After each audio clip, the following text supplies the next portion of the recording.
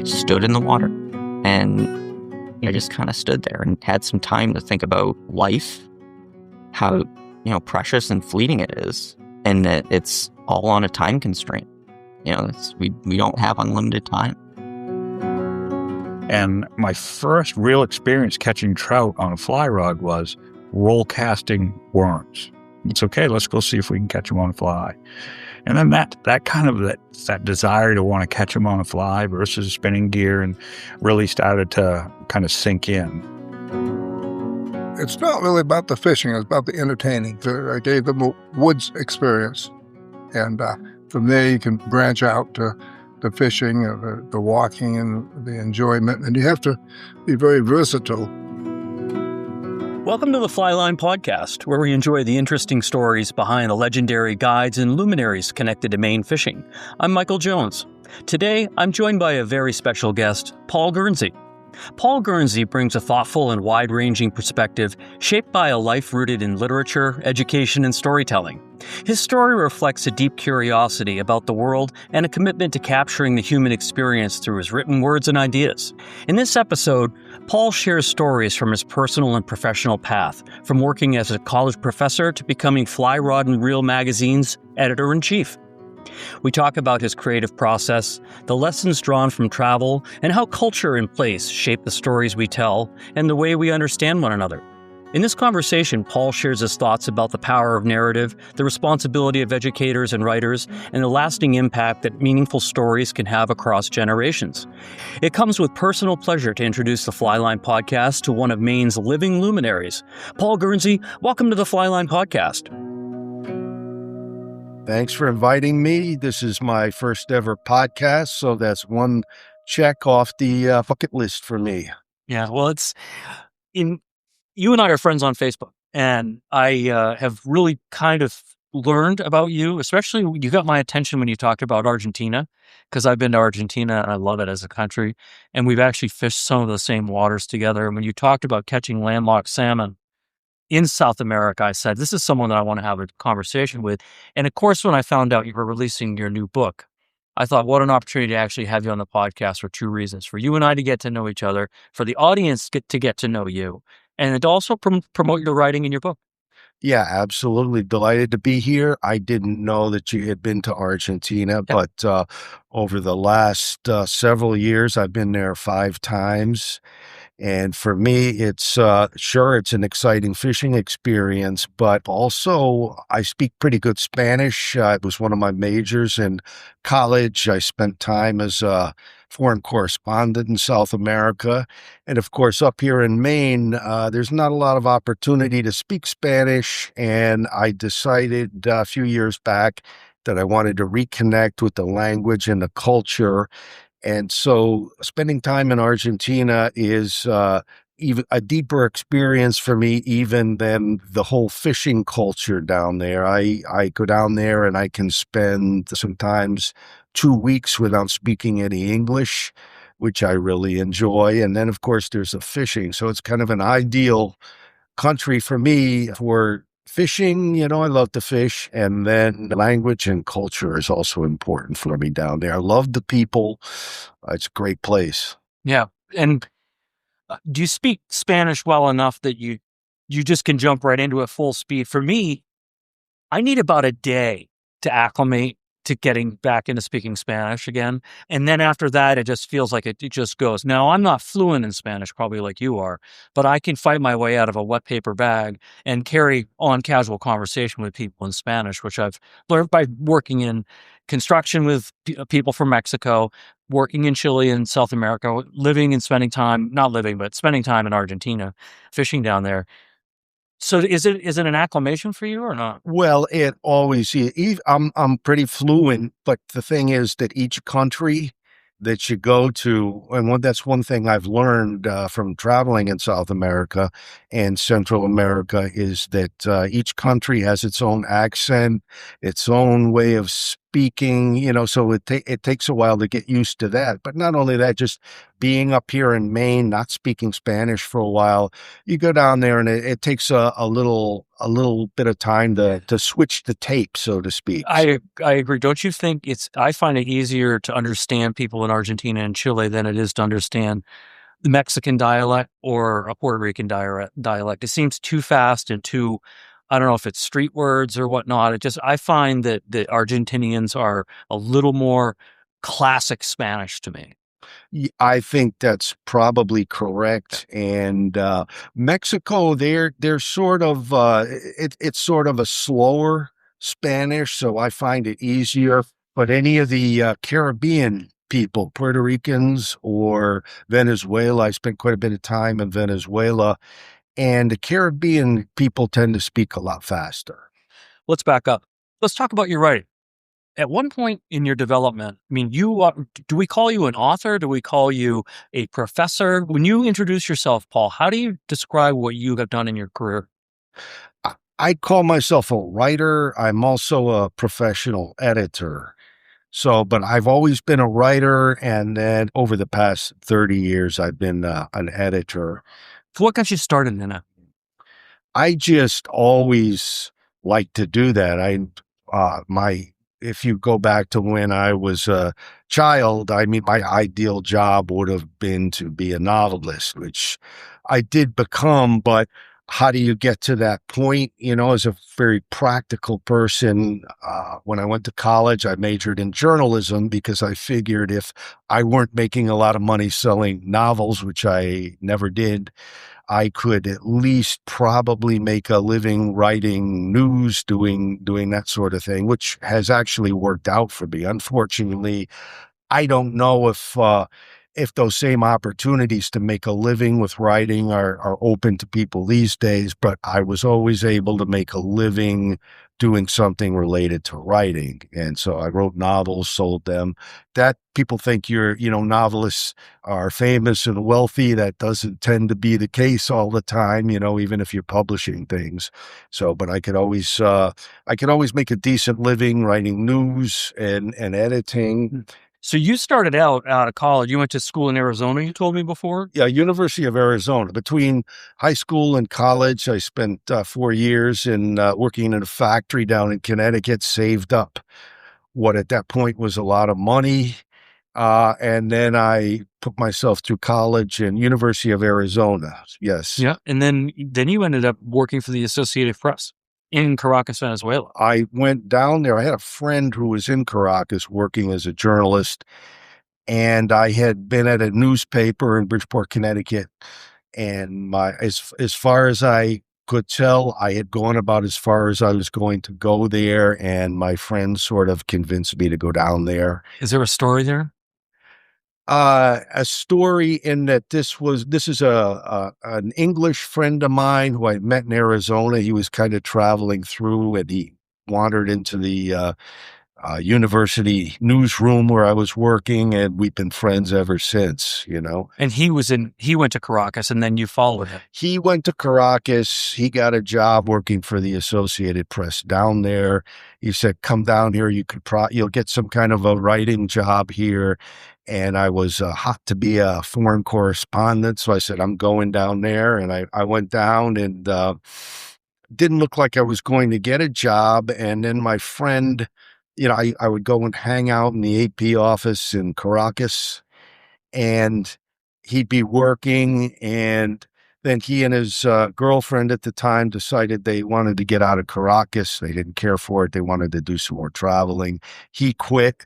The day he quit, the AP bureau chief came out, saw me sitting in a chair there reading the newspaper. He knew I spoke Spanish, and I'd already showed him my newspaper clippings from Bridgeport, Connecticut. He said, all right, you want a job? What were you doing specifically?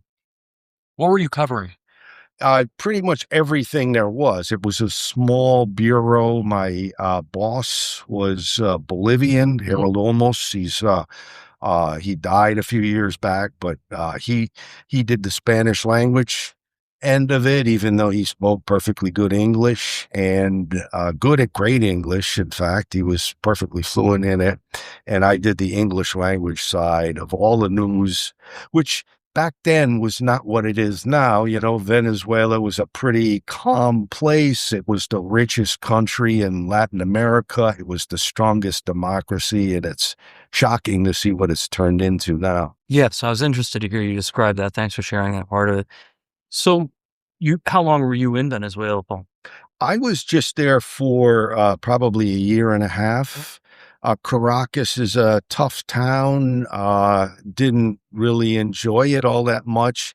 And I decided that I had, what I really wanted to do was write novels. Going back to that, I had thought I'd stay in with the AP if they wanted to send me to a more active place. There was a lot of turmoil in Central America at the time. That's where I wanted to go.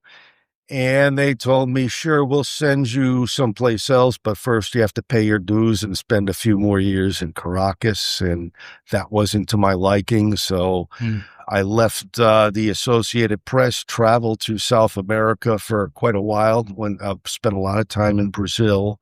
And then I came back to the U.S. and I started writing fiction.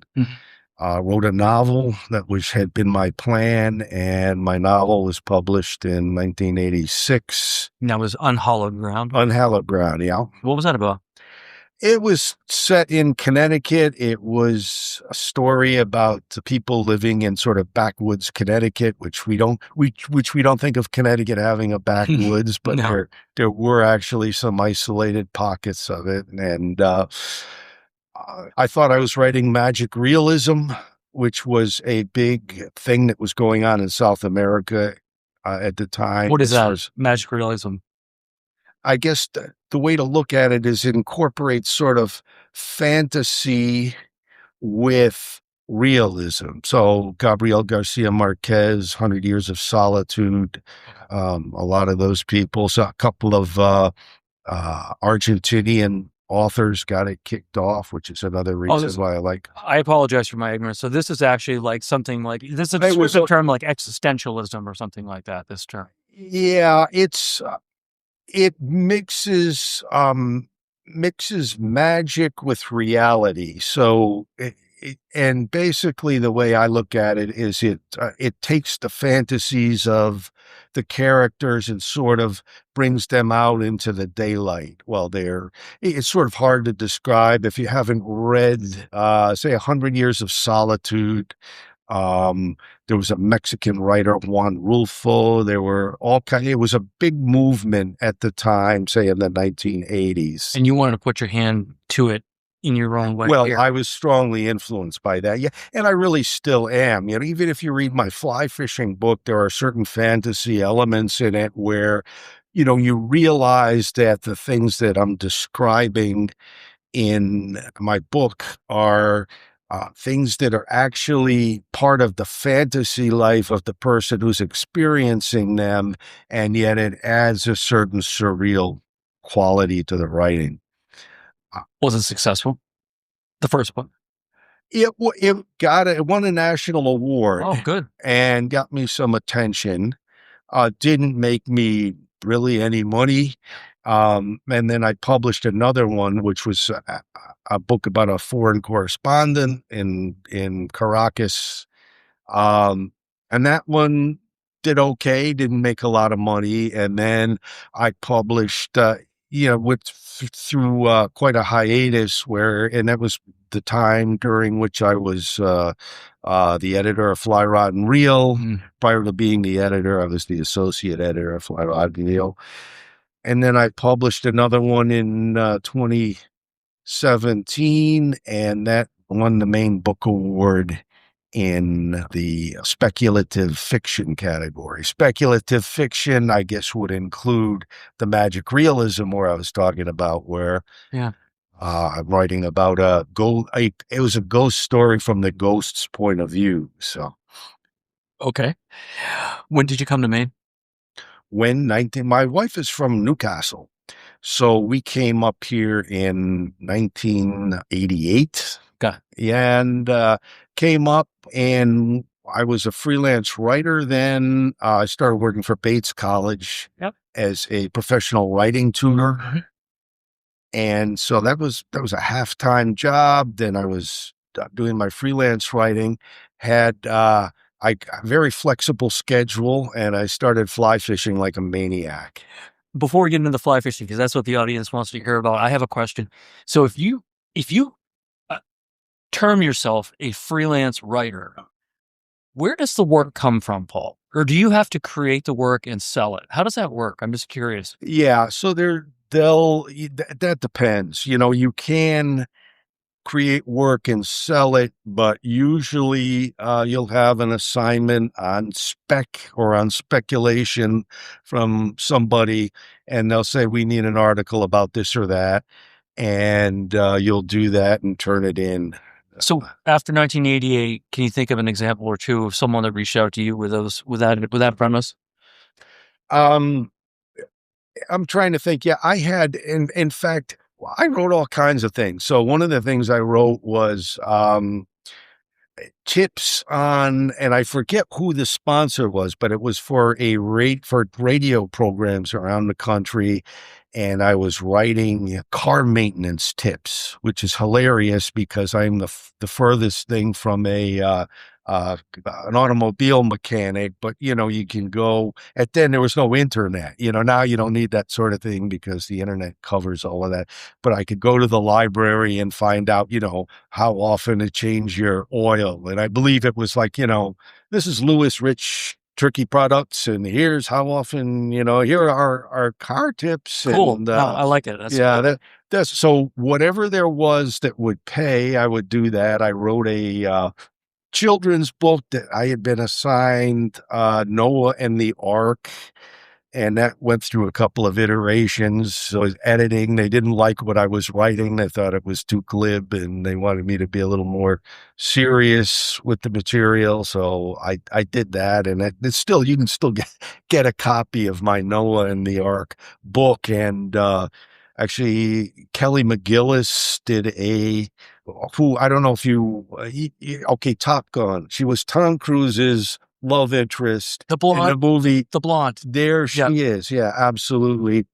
And she read the book for it was a cassette tape that they made at the time. And I think you could get it on CD now if you were really interested in that. But yeah. So it was a book on tape, and she was the voice. It was an actual children's book with illustrations. Then it was then they put out a cassette tape of Kelly McGillis reading it, and then they, I guess they put out, it was you can watch it on, it's a CD, and so you can actually watch it. So it's I don't know what you would even call that now, but yeah.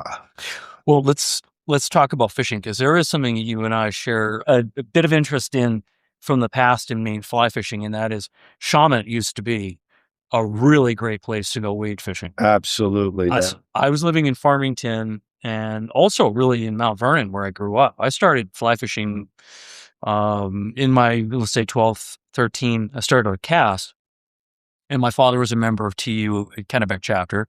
And of course, the Kennebec chapter of TU was... Your father was a member of Kennebec? Yeah, Dean Jones. All right. That might have been just a little before I started, because I was a Kennebec Valley TU member for a long time, all the time we were living in Augusta. Did you ever know Richard Corbett? Oh, yeah. Richard Corbett was probably my best fishing friend while I was up there. Yeah. He was like homemade horseradish. He was just a little strong, he was definitely an acquired taste. Yes, that's my point. He was. He's passed away now. Yeah, he's not with us anymore.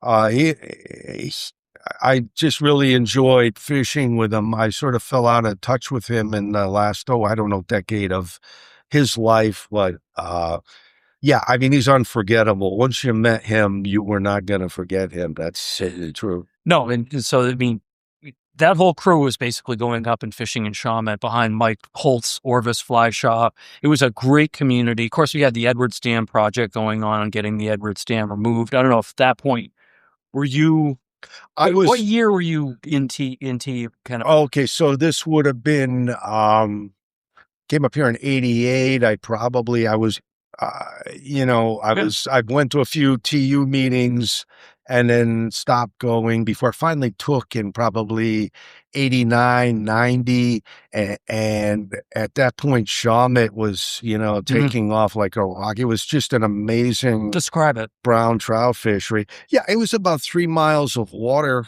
below the Shawmut Dam that was as good as anything you'd find out west for a period of time. I mean, it was reliable. You talk about Richard Corbett and a lot of the other Trout Unlimited Sean guys. McCormick. Yeah, Sean McCormick is a very good friend of mine. I mention him in my book. He's sort of the model for one of the characters in the book. So we'd go up there and it was almost, people would fish it, but uh, they would come from all around and they would fish it just from the bank or wading in a little bit because this was a big piece of water, was really intimidating. And there were ways, once you got out into the middle of it, it was wadable and shallow. Right. But it was steep. In most of the parts, it was deep along the banks. And you had to know, once you got out there, though, rising brown trout, amazing mayfly and caddis hatches in June and July. And the fish were big. They got big there. And one of my favorite things was to fish it in the dark. You go up there, and if you knew how to get out, and if the water level, if there wasn't too much water coming through the dam, it was doable. It was exciting. It was an adventure. And people have this idea of brown trout being wary and shy, but in the dark, I think probably because they tend to be nocturnal, they tended to lose their wariness. And in fact, you could stand there in the river, and because you were breaking the current and creating feeding lanes just with your legs in the water, fish would come up in the dark and they would just hang out 10 feet below you. And when I can remember some times where you would remember pasture pool. Oh yeah, okay, absolutely. So, yeah. You get there, it'd be late in the evening and you work your way out. Like you said, there's a channel on the right-hand side. You had to get out in the middle in order just to be able to get in the river, meaning wade around in the river because it was shallow in the center, as I recall. Right. And then you get down in the pasture pool and you'd look down and it was like bowling for brown trout. Yeah. They were just lined up below you and you had to decide how close you could get. As you're describing, the bugs would be coming off the wake of your waders. Yeah. So cool. Well, in the dark too, and you wouldn't see them either, unless there was, bright moonlight or something, or if you were up close enough to the dam or the lights were shining around you, which we would sometimes get, but you could hear them. Yeah. And so they make this popping sound when they would eat a caddisfly off the surface, pop, pop, pop. And so you just by sense of sound, you'd pitch your fly in that direction, short line, like maybe 15 feet at the most out there. And then you'd hear that pop and you'd lift the rod, and every third or fourth cast, you'd be into a solid fish. It was just an amazing fishery. You might not have been in the area at the time, but Sebasticook Stream, where it comes into the Kennebec in Winslow, had a resident brown trout population that you would fish at night just like that. Right. And they're big fish, 5, 6, 7 pound fish. Yeah. And that went away when the Edwards Dam got pulled out and the stripers, everything came upriver. We don't know what happened. But there used to be a kind of a nice population. What do you think happened at Shawmut? Because you and I would have a hard time going there and catching a nice brown today. Yeah, I mean, I hear people that fish it regularly every so often, they'll report a really good fish. I don't know. It's hard to tell. I think that the hatches are still there. I've heard different theories about it, and maybe all of them have a little bit of truth to them. You have to keep in mind, though, that, that was pretty much an artificial fishery in its way. Totally. And that these were stock brown trout that they would put in there and they would grow really huge. And so I've heard that, talking to people about it, one, that too many people started going there and they were keeping the fish, which is still Mm. legal to do. I've heard some change in the water chemistry up there that hasn't been defined yet.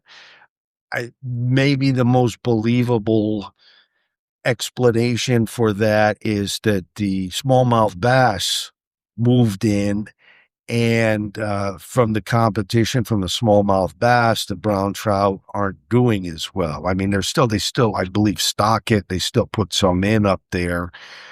For a while, they were stocking rainbows. Trout Unlimited, Kennebec Valley Trout Unlimited, in fact, was helping stock rainbows in there. And the rainbows, I don't think, ever did as well as the brown trout did. And I've heard that some of the fish that they put in were really just not the right genetic strain for going season after season survival, staying on a section of river. And then I've also heard that there were some changes to the water flow. The dam ownership changed or the dam management changed in such a way that they were releasing water more over the top of the dam or warmer water in some way. Again, we're just speaking, two guys talking about a fishery, but these are all just things I've heard. Yeah, I don't know who can tell you for sure. Someone would have to study it very carefully to give you an answer.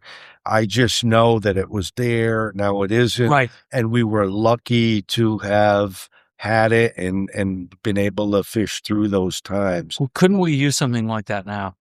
Sure. I mean, a lot of these places are, I say this a lot, getting loved to death. Yeah. Certain places around Rangeley, as an example, East Outlet, just these places just get hit really hard, especially post-COVID. Everyone was interested in getting into fly fishing, or people who were into fly fishing all of a sudden found they had time to do it. And the places like Shawmut weren't really there to producing the results that you and I used to experience there. And even places like Gilead on the Androscoggin are just not producing, what they did back in the day. Yeah. So anyhow, we could go on about this sort of thing for a while. You were working at Bates, you said, doing some tutor work? Yeah. Bates had an interesting program back in the, I guess it started in the 1980s and went on through the 1990s, where to help students with their writing, most colleges will have some sort of a writing workshop or writing program. Most colleges, it's peer tutoring. So they will select good writers from the student body, hire them to work with their peers on improving their writing. Bates had an interesting program where they had professional writers for it at a time. We had our own little house there across from the student union, and students could come in and sit down with a professional writer and talk about their writing. And so I was one of 4 or 5 people working there. The brightest group of people I've ever worked with were those other peer tutors at Bates College. They were all special, really, really bright people. But I don't think they do it that way anymore. I think they've gone back to a more of a traditional peer tutoring program as far as writing. That's cool, though, that they were willing to do that, invest in having the personnel on campus to help the students. Yeah, no, it was very rewarding work, and really enjoyed it. I'm still in touch with one of my colleagues from that time. We still meet a couple of times a year. Before we take a break, I want to have you set the stage for you. It was during that time working at Bates, you answered an ad for a position with Downey's Magazine as an associate editor. Yeah, it wasn't Downey's Magazine. Well, it was at that time, as I mentioned before, while I was working at Bates, that was a half-time job. Then I was freelance writing, but I could pretty much do my own schedule. So especially in May, June, July, and then again September and October, I was insane about it, and I would just go out and fish all the time. So that while I was there, I fished and I tutored and I wrote, and those were the things that I did. Tell me about getting the position with Downey's Enterprise. Right. So there I was, crazy about fishing, working part-time at Bates College, and I was just going through the Kennebec Journal, one day, and for some reason I was looking at the classified ads, which I normally didn't do. Little tiny ads said that Down East magazine was looking for an associate editor for its fly fishing title, Fly Rod and Reel. And I just sat there looking at it because it was a classified ad, and I'm thinking, this is very strange, because how is it that my dream job is advertised in this tiny little classified ad in the Kennebec Journal? And I thought it was a joke. So I sent in a resume. They told me to come in. Jim Butler was the editor at the time.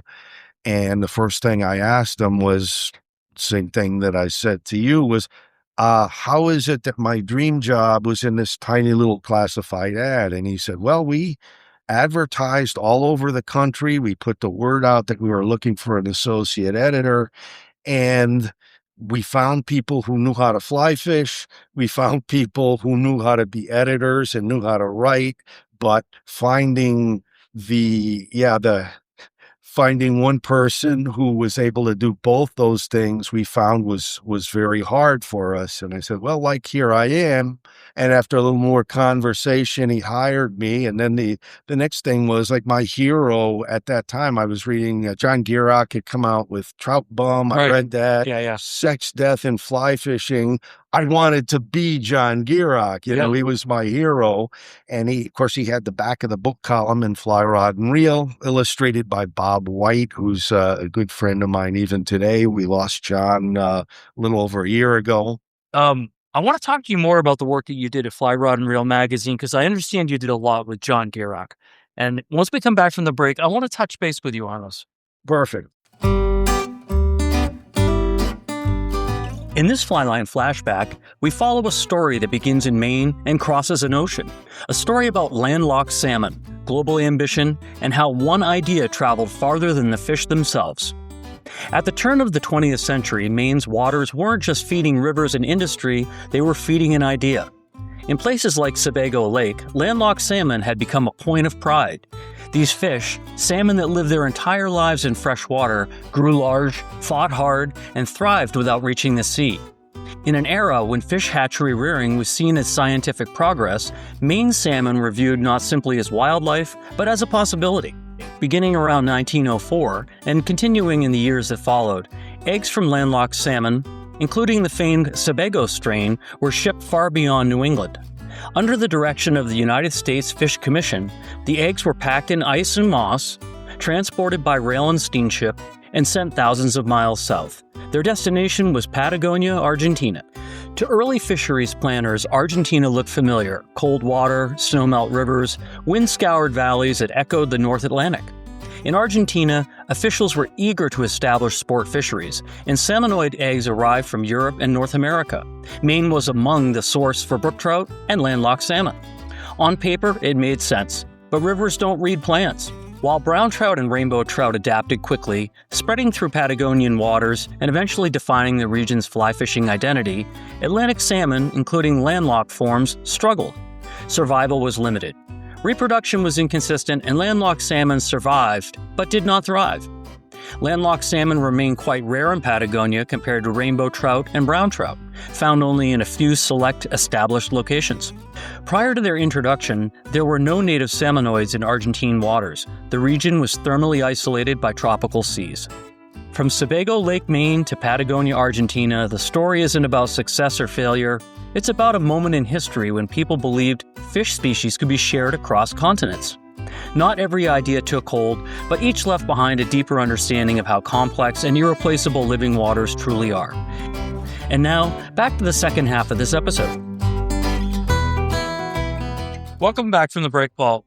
Before we stepped away, you were telling me you had started at Fly Rod and Reel magazine. What was the succession of positions that you had there, and how did your work change? So I started out as associate editor, and Jim Butler was the editor-in-chief at the time. When I got there, we divided the work up between us. There were various columns to edit, and feature stories would come in. and we divided the work up. And in fact, as soon as I got there, he said, I mentioned before that John Gierach wrote the back of the book column, right? And here I was, just basically a fly fisherman who ended up in this amazing job. My hero, basically, I guess that's not stretching it to say he was a hero to me, was John Gierach. I read his books, and one of the very few people that I've ever said to myself, boy, I'd like to be that guy. You got to meet him. Oh, I mean, my first day on the job, Jim said, so you're familiar with the magazine? What columns? I mean, we're going to divide the feature stories up between us.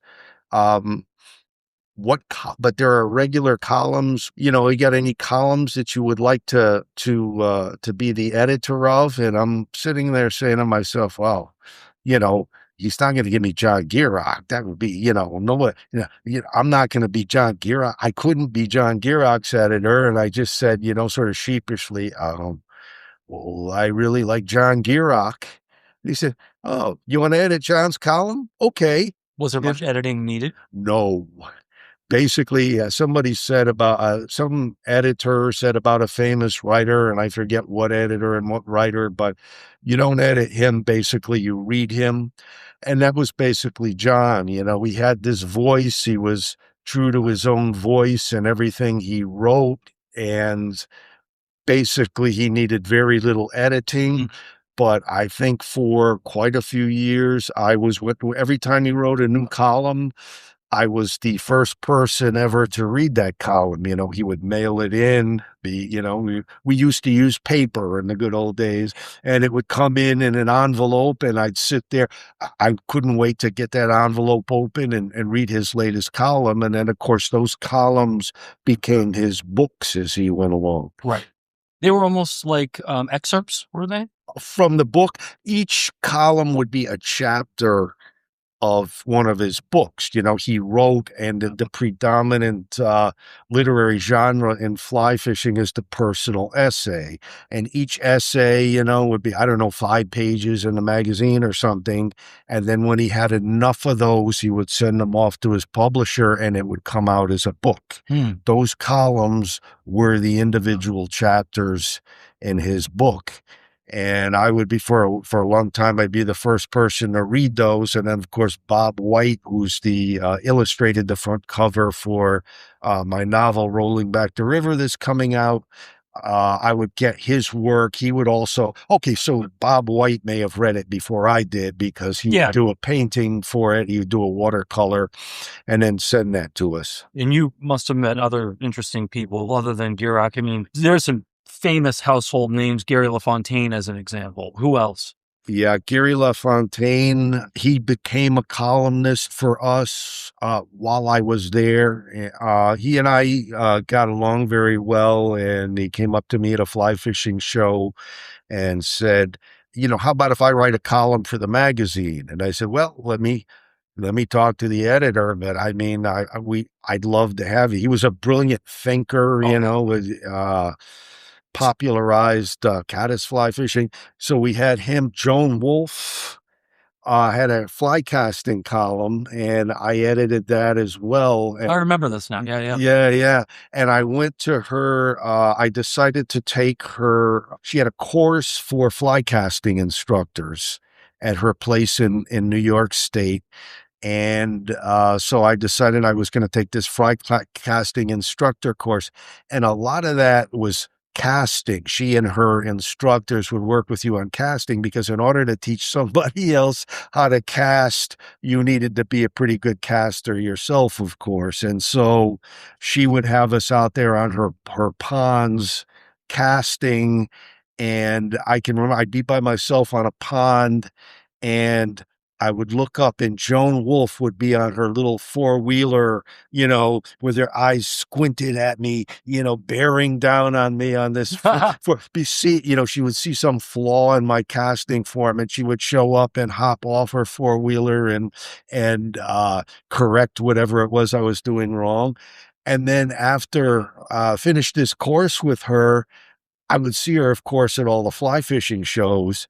And a good part of the time I would pick up, the latest rod or something that somebody would put in my hand. I go out on the casting pool, and through this whole crowded auditorium or wherever the fly fishing show was, I would be happily casting away on a casting pool, and I would look up and there would be Joan Wolfe working away. She had spotted me doing something wrong, and she'd be working her way through the crowd to fix whatever flaw it was. And I had many flaws in my casting. Now, did she know you as Paul Guernsey, or did she know you as an employee of Fly Rod and Reel magazine? What was her? Well, I was her. Jim Butler was the editor in the beginning, but I was her edit. I edited her columns. Right, yeah. So because she was contributing, you were her editor. She was a contributing. So she knew you. Yeah, sure. She would send her column to me. I would edit it. If I had any questions about her piece that she had written, I would then I'd get in touch with her and fix it. No, she knew me. Yes, as somebody other than someone who had been in her casting instructor's class. Now, I know that in corresponding with you, Paul, you said that you had something to do with the Robert Travers Award. Yeah, that was another job I took on. Can you explain for the audience what that award is?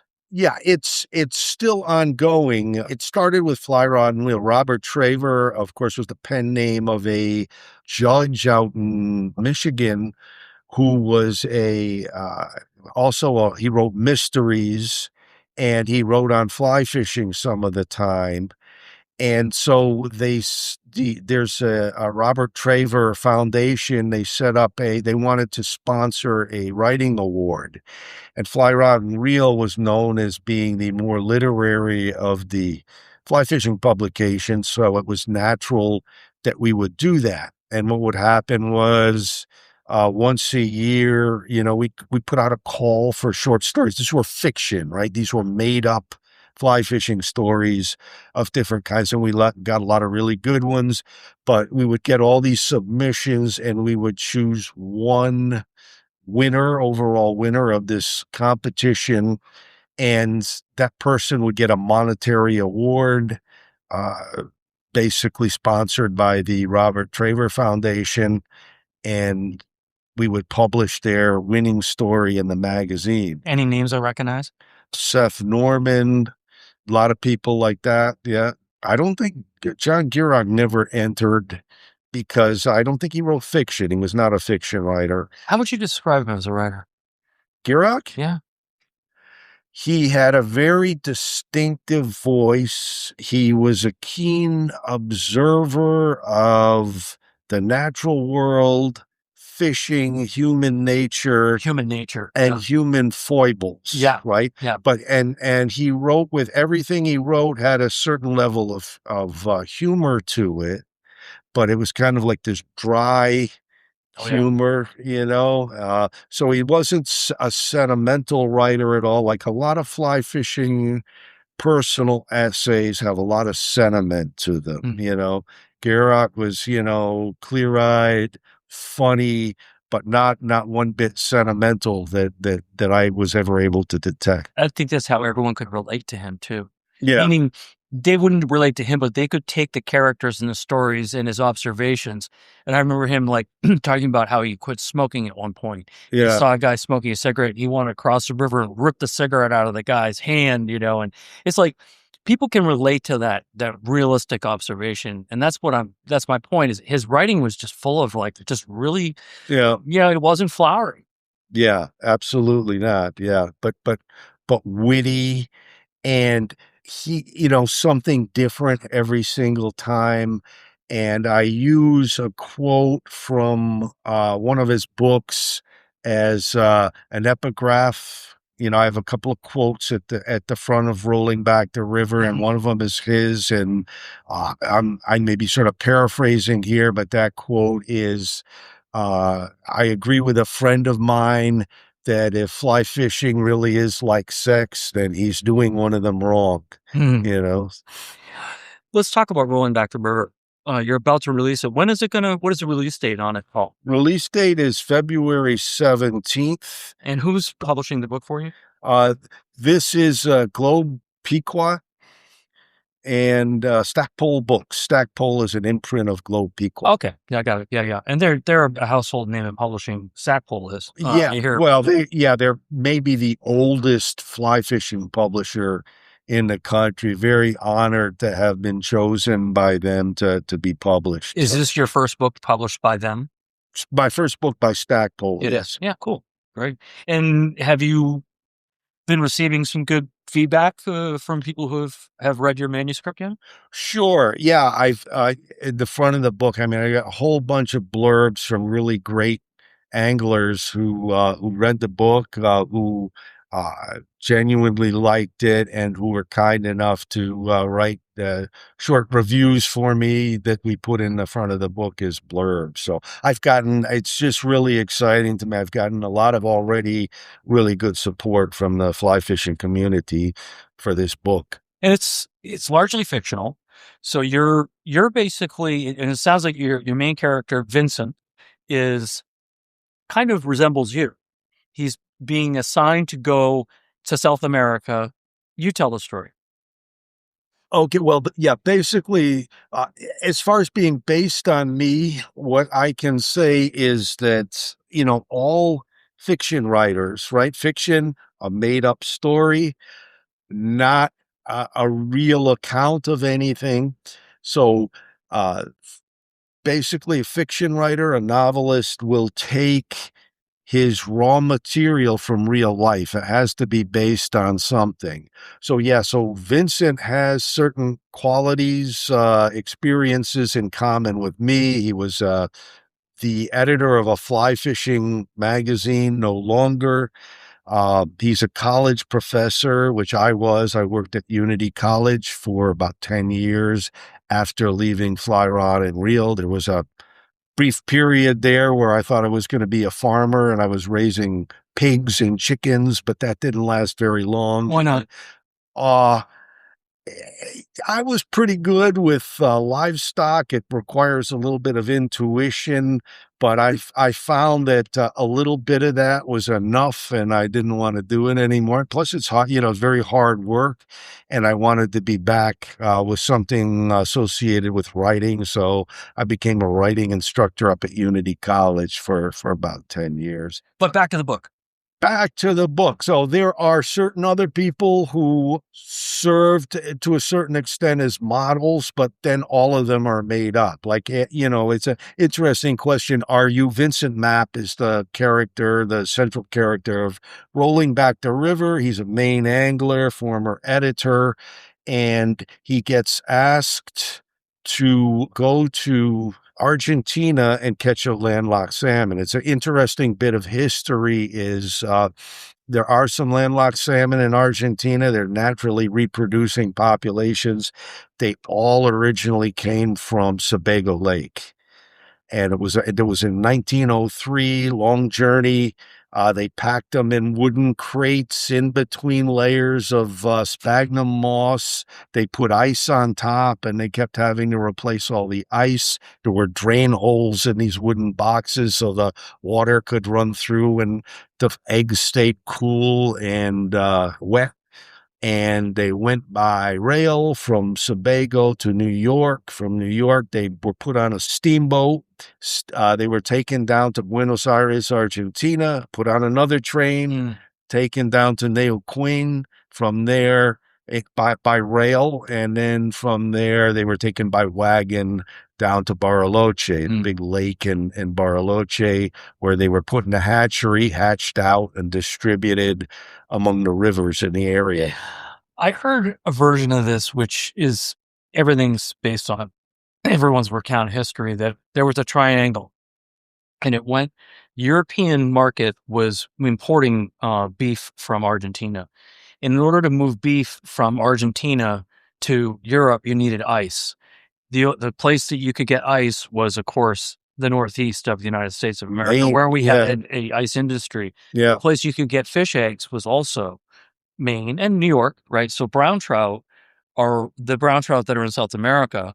And of course, the brook trout, there's also brook trout in Argentina from Maine, right? Yes. So I've heard, maybe even, I know like in late 1890s, there were fish that were stocked at certain places, but the one that you're talking about where the land loss went down, I didn't know the date on that. And I don't know the history on it, but you can imagine that back in the day, you had to have ice to move eggs. Yeah. You had to have ice to move beef. Yeah. And how else could you move a fish from North America to South America, right? Yeah. Talk about Butch Cassidy and the Sundance Kid. Yeah, well, that's an interesting historical fact. Was we all saw the movie of Butch Cassidy and the Sundance Kid, and of course Etta Place was the lover, the partner of one or both of those two guys, and basically their story ends in Bolivia, and everybody thinks that they went from, because of the movie, everybody thinks that they went from the U.S., they escaped from the U.S. and went to Bolivia. Well, they were only in Bolivia a very short time, and that's where Butch Cassidy and the Sundance Kid died. Etta Place had gotten her fill and gone back to the States before then, but they first went to Argentina, and they were in Argentina quite a few years. And they were in Patagonia, in close to the same area where these salmon got stocked. Right. And in fact, they traveled, what I've been able to determine from the histories that I've read, is they would have gone from, they were south of Bariloche, in a different province, the province just south of Rio Negro, which is where Bariloche is. And they were actually hunted down by U.S. lawmen, probably with some help from the Argentine government. And the big quote was, "We have them cornered in South America." Yeah, cornered in South America. Well, they got flushed out of where they were in Patagonia, farther south from Bariloche. They traveled, yes. Oh, I just want to confirm, clarify for the audience. When Paul says Patagonia, what does that mean? It's like saying New England. It's everything below the 45th parallel in South America, in both Chile and Argentina. It's a region. It's not a part of Argentina. It's not a part of Chile. It's both parts of Chile and Argentina below the 45th parallel. Sorry to interrupt. No, but absolutely. And down there, we think of South America as being jungles. Down there, it's you're getting close to Antarctica, and it's cool, if not cold, depending on how far south you go. And there are rivers there that were suitable for trout, and that's why they moved them down there. The Argentine government actually made a decision at one point that they wanted a fishery down there, and people from the U.S., Maine included, helped to start that fishery. And the fisheries were sterile. There were not fish there before, or anything that we would recognize as... Well, okay, there were fish, but they were, in fact, I saw a list one time, there's something like 40 freshwater species of fish down there. They just weren't game fish, and they didn't have any commercial value. So they thought, okay, we'll bring trout in and salmon. And for a while, landlocked salmon, basically it's, you go down there, it's mostly, there are brook trout in some places. Mostly it's a rainbow trout, brown trout fishery down there now. There were a few rivers where the landlocked salmon from Maine really took, to the point where they got to the size of sea-run Atlantic salmon. The reason they could do that was the native species were pretty plentiful down there. The salmon fed off of those native species the way they fed off of smelt up here, and they got huge because the food supply was plentiful. Now, you catch landlocked salmon there, and there are not those sizes anymore, because they probably, no study has been done that I know of, but they probably reduced their own food supply to the point where they could no longer so that's what happens when you take a species from one place and put it somewhere else. You don't know what the consequences are going to be. So those species, Argentine species, freshwater fish, they're probably still there, but there's probably a lot fewer of all of them because the trout and the salmon have eaten them up. Back to the book. Okay. So that's basically the history behind this writer going down or this editor going down to try to catch a Maine landlocked salmon on a fly they tied themselves, or what's the...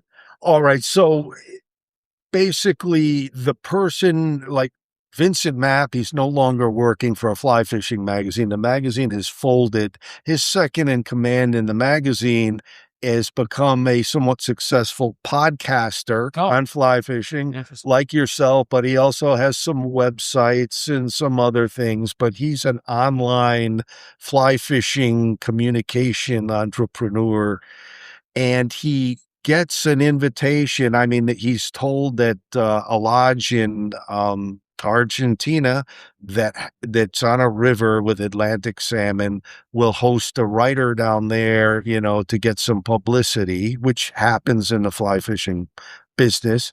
And he immediately thinks of Vincent because Vincent has told him the story of the first the first fish he caught on a fly he tied himself, which is a close parallel to the first fish I caught on a fly I tied myself, Right. which was actually my fly was a Hornberg. In the book, it's a gray ghost, right? We can change things because novelists are liars and we can change things.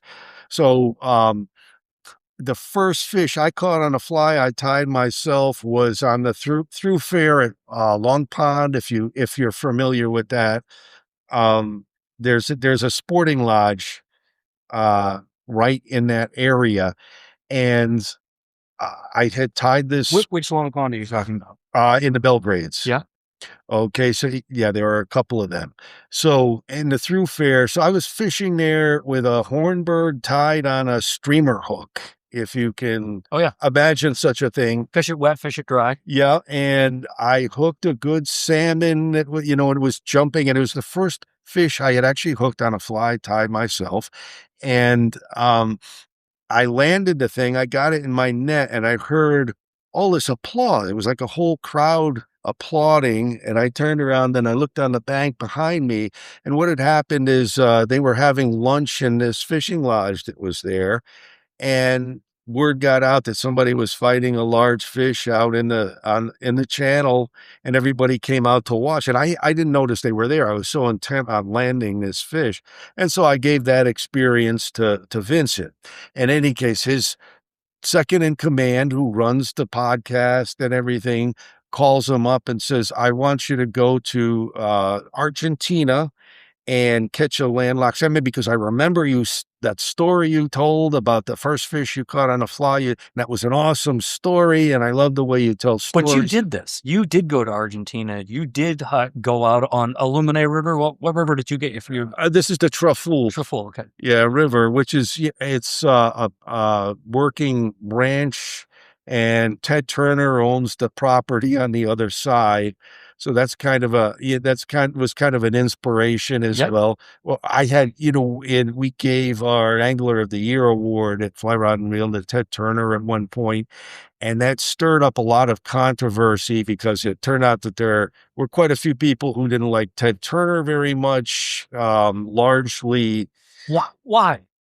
Oh man, he was married to Jane Fonda at the time, and people didn't like that, and they didn't like his liberal politics and everything. And, we didn't take that into account when we decided to give him the Angler of the Year award. It was that he had on his property cleared out, there was a creek that ran through his property. I don't think he did that, but he allowed the government, either the feds or the state, I forget who, to basically clear out the brown trout and the rainbow trout from that stream. They used rotenone, and then it was a big stretch of the stream, and then they put pure West Slope cutthroat trout in there because West Slope cutthroat trout had lost almost all their habitat in the West, and they are the fish that actually belonged in that part of the Rocky Mountains. And so he created this habitat. I think that's really cool. It is really cool. But for people who don't value native species quite as much as we might. Yeah, but none of those were native species. Those brown trout and rainbow weren't native. They weren't native, but people like to fish for them. So that makes a huge difference. And then combine that with the whole Jane Fonda issue and Ted Turner and his politics. And he's probably not the most humble guy. I don't know. I've never met him. Don't know him. And the only contact I've ever had with him was giving him this award. But anyway, they were angry about this. And so we got a lot of hate mail came into Fly Rod and Reel. The owners of Down East were not very happy with me, but the upshot was, there was we published all the letters that people sent. So what, was it your decision to offer him the award to be Lango Editor of the Year, or largely your decision? It was. Yeah, I was just coming in as the editor at the time. My boss got sort of kicked upstairs. He got promoted. I took over the magazine, which was another dream development for me, So I was the editor. It was my decision. And I said, well, he deserves it. We may take a little flack. In your view, why did he deserve it? Yeah, he deserved the award. I mean, he's, obviously a wealthy guy. He's a conservationist. He basically, on his ranches out west, or on at least one of them, he's tried to bring back the bison. He's very much in favor of native species. And that's why he agreed to have West Slope cutthroat trout restored to a big stretch of a creek that ran through his property. I love it. Do you know if did it take? Did it work? It worked. There are West Slope cutthroat trout there to this day, and they have West Slope cutthroat have a refuge. And the importance, I guess a lot of people might not know this. You go to the Rocky Mountains, most parts of the Rocky Mountains, and if you catch rainbow trout, and especially brown trout, those are fish that have been introduced there. And the native fish throughout most of the Rockies is the cutthroat trout, and there are various subspecies of cutthroat trout. And a problem you have, especially when you have introduced rainbow trout to cutthroat trout water, they're such a close species. They're so close to each other that they will reproduce together. They hybridize with each other. Hybridize. And what you get is cut bows, and a lot of people enjoy catching cut bows. But if this goes on for a certain period of time, pretty soon you don't have cutthroat trout anymore. You have hybridized rainbow trout and cutthroat trout.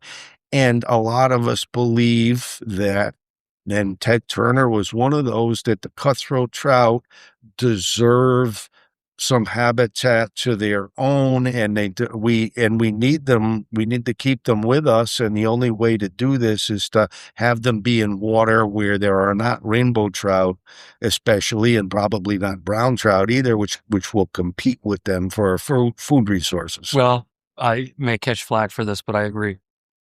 I think it's a great idea.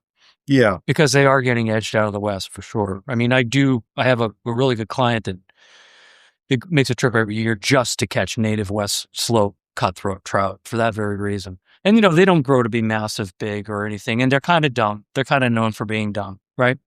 But that makes for fun fishing sometimes. But they're also beautiful. They're little gems. They're just gorgeous. So you shared a ton, Paul. You've talked about your writing. We talked about your writing career. We've talked about some of your exploits with some success, sounds like, through you had 4 books. Am I right in saying that? Rolling Back the River is my 4th novel.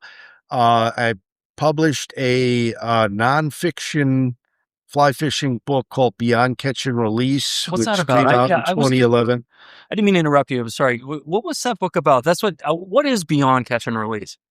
It's a book about ethics for anglers. Okay. Ethics and how to, basically how we should treat each other as anglers, how we should treat the resource. And that came out in 2011. And give me some, what were some of the themes? Oh, Basically, I was talking about how, the rules of the road, basically, if you come upon somebody that's fishing, keep your distance from them. Uh, Talking about how to, release a fish, try to keep them in the water. So it wasn't basically a book for really experienced anglers who might know all this stuff unless they needed a reminder, and most people don't. But for all the new people coming into the sport, it's not just catching fish, but there are, this is the etiquette on stream. Somebody's there, you give them their space. Was this your only nonfiction that you did out of the 4? Okay, so yeah, so that was the only nonfiction book that I've done, certainly, yeah. Yeah, it sounds like rules of the road. Rules of the road, yes. We could use that book in our sport. I think so. Newer people have come in, and if I were going to write that now, I would have a chapter about how people need to converse online, because if you see people on various fly fishing forums online, not everybody is polite or respectful. Most people are, but there should be a chapter on that. Yeah, no, the world has changed a lot. Yeah, it certainly has. But Paul, I wish you the best of luck with the release of Rolling Back the River. And we're going to have on our website and on our blog, we're going to have a link to your book. Awesome. And how our listeners could buy the book, because I think it would be very interesting. And I appreciate your time today. And is there anything else you want to add? I think that's about it. If you're in Maine, Sherman's Maine Coast Bookshops has guaranteed me that they're gonna have these at all their stores. If you go to bobwhitestudio.com, he's gonna have signed copies. But I'm hoping to be traveling around the state, talking to different groups of people, and perhaps I'll meet you there. And can they buy the book directly from the author, or can they buy it on Amazon or any other place? Or is it just from these private booksellers? No, it's everywhere where you buy books. All the usual suspects will be carrying it. I happen to like local bookstores, and we've got, Sherman's Maine Coast bookstores here, but you can get it anywhere. And as I said, I'll be talking to Trout Unlimited groups and people like that, and I'll have it with me, but you don't necessarily have to get it from me. It'll be in bookstores and online and everywhere where you normally go to get books. We have a lot of fun things we got to share today, talking about South America and also just your fishing in Maine up in Shawmut. I really enjoyed the conversation, Paul, and thank you for your time. Awesome. Thank you. That brings us to the end of this episode. Thank you for joining us for this intimate discussion, and thank you for listening to Flyline Podcast. We're proud to be sponsored by Geiger, the world's largest family-owned promotional products distributor based in Lewiston, Maine. Their support helps us share the rich history of Maine's fishing community through the stories that will be cherished for generations. A new Flyline Podcast episode is released every 2 weeks on Tuesdays, so be sure to come back to meet our next famous guest. Until then, this is Michael Jones, and we invite you to visit the blog section of our website to enjoy photos and contributions from our guests and experience all of the episodes at flylinepodcast.com.